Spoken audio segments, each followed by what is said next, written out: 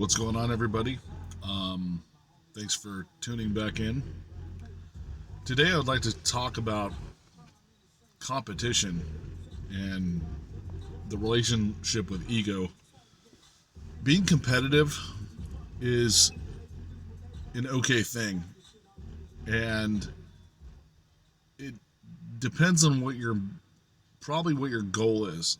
It's somewhat driven by ego, but competition should be more the drive into bettering yourself.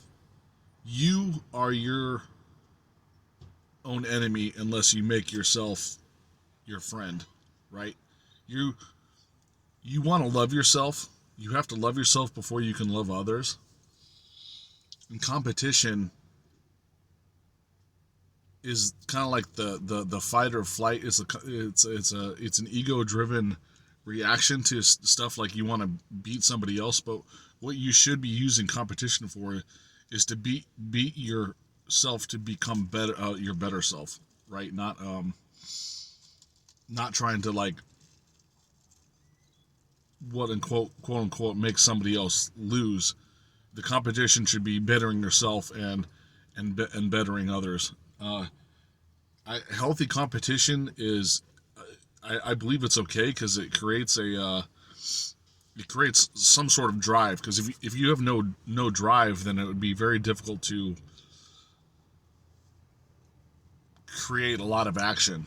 And because I told you before, I'm not entirely like a super grinding type action guy, but that competition, that drive to make yourself better, would be a healthy way to go about it, as long as you're doing it from heart. Let's use example sports, because everyone uses sports as a competition or war.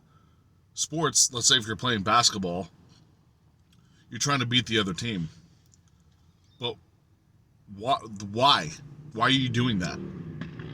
Are you doing it from a heart place where you just want to show that your capabilities and prove to yourself that you're capable of making these shots, or doing this crossover, or doing this phenomenal pass to a teammate for him to score?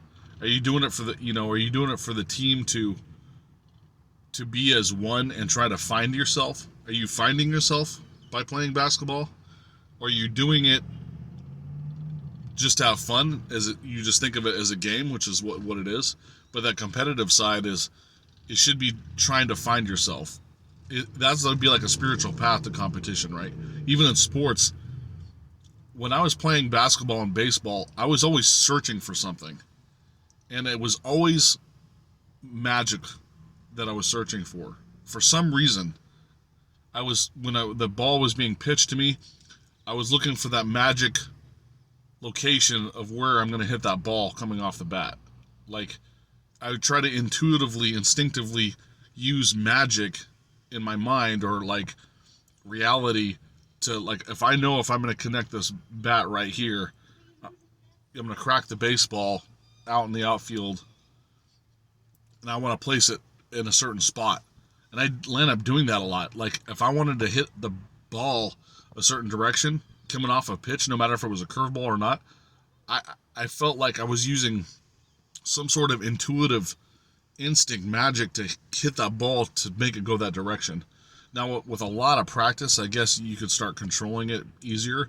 But my limited experience, because I wasn't a pro, right? It was still little league, going into high school and stuff. I was doing that. Or maybe when I played in the outfield, so when they hit the ball, I was like trying to intuitively imagine where that fly ball is going to land so I could catch it. And I was feeling energy when this was happening. Even in basketball, shooting a shot, I'm trying to envision the hoop as some sort of like miracle. It's really hard to explain, but you're trying to like get into this zone of where you're feeling complete creation and control and no pain, and like trying to make magic happen. I'm using sports as an example because everyone knows how to relate to it. But competition could be anything, like not just sports. So, but are you using it from the mind of trying to destroy somebody, or are you using it for the trying to find yourself? Now, I'm not going to just bash that. Reiterate what I said over and over again. But I wanted to talk. I wanted to talk about that with the competition. Um, our goal is, and their journey in life is to find ourselves, be a spiritual being, and remember what we did in the past. I also would like to talk about. Let's see how much time I have. Okay, toxic relationships is a big one. I'm currently trying to let go of a toxic relationship, and I can say about this is you have to practice very intuitively and focused and think from your heart when you're dealing with a toxic person in your life that's affecting your world, right? So, you're going to get bombarded. You can just walk away, but if you have other responsibilities happening, such as children, a home, and stuff like that, it's involved, you're really gonna have to pull from the universe to assist you, because your mind, this this unimaginable calculating machine, can't handle that task. You need to draw in some sort of energy. I'm even telling this to myself right now because I'm still currently dealing with this situation, and it can beat you down. And sometimes you don't want to get up in the morning. Sometimes I don't want to make sometimes you won't even want to make a video if you're talking about metaphysics or spirituality or whatever you're making a video on. Go to work, whatever the case may be. That stress and anxiety is always trying to attach to you. Now you have to bring those emotions up and let them go. And it's very difficult to let them go because you say, well, I'm going to let it go, but when I come back home tonight, the same things are going to restart. So your reaction is part of the reason why you need to ground yourself, meditate, and do all those things. And remember that you're a reflection of what your thoughts are. I might have gotten into a toxic relationship because I didn't deal with my childhood trauma or my past correctly, so it came back into my life. So I'm reflecting something that I did, what I experienced when I was younger, came back, and now I'm learning this lesson. And there's probably more than one way to go about it, but having this anxiety and stress and fear and this depression that can come over you is not going to be healthy. So you have to bring it up and then let it go. You're going to have to trust in the universe. Sorry, excuse me, my throat's a little congested right now. But trust in the universe, belief, have faith, breathe, meditate, ground yourself, not react in a old system manner with anger, resentment, combativeness, however you're dealing with it, sadness. I don't know. It depends on the person, how you react, the way you grew up, and how you think, of course. But you have to trust in the universe. Now, I feel for anyone out there, I feel for you if you're dealing with a toxic relationship. If you've been truthful in your relationship, and you've been truthful to yourself, you've been truthful to the person that you've been having a quote unquote toxic relationship with. If you've been truth to everybody, and then you start thinking from your heart, that is the way I would say you start off in finding your way. Because if you're not truthful to yourself, you'll never find the answer. Even the universe will be like, hey, listen, you're not being truthful about this, so how can I teach you when you're lying to yourself? You can't lie to yourself about your situation. You have to be going full deep into the foundation of when and why and where it happened, what occurred, and how you can get away from it in a spiritual manner. And you have to be truthful with yourself and know that it was a reflection. That toxic relationship is because of you and a reflection of something, your thoughts in the past. You chose this, whether it was in the past life or this current life, by not dealing with trauma or not dealing with something in your past life.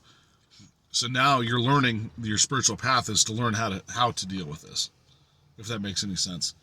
And I know, I'm sorry, it might not sound like I'm like getting to the step by step procedure to go about this, but there's not a step by step procedure. You have to do those things that I mentioned in order to tackle the situation. Some people seek therapy. I'm not an advocate for or against therapy. If you feel that is gonna help you, but just remember, you yourself as a creator can give yourself the best therapy. Now, if you just have to seek some sort of external therapy, by all means, if that's going to help you, great. If you're asking advice from friends, just remember that you're asking advice from their current consciousness vibration. So whatever they're vibrating with, that's either going to confirm or deny what you're already thinking. So if you find a high vibrational person that's maybe done this before, or maybe has never dealt with it, but they live in high vibration, they're like, hey, do this and this and this, and God and you and the universe will usher into a happy field, so to speak. And raising your vibration will actually pull you out of the toxic relationship naturally anyways. So miraculously, things might change around you. The person might change around you. You might change. Either way, the universe will make a path for you to be happy and not be in danger or having to deal with it anymore. I hope that makes sense. If you want clarity on something, by all means, please type in the comments. I'm only thinking about what it is that I need to say to you. If you have a question, ask in the comments, and I'll respond to it on the next video or through email. My email, sorry, I don't have the population. I'm kind of like low tech right around with my phone. I probably can do it with my phone. Tell me how on the comments, but realitysimulator@gmail.com. Reality Simulator, all together.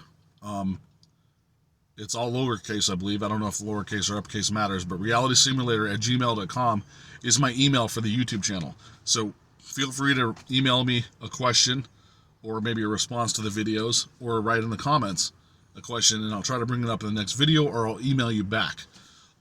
Thank you very much for watching. Like I said, I always appreciate it.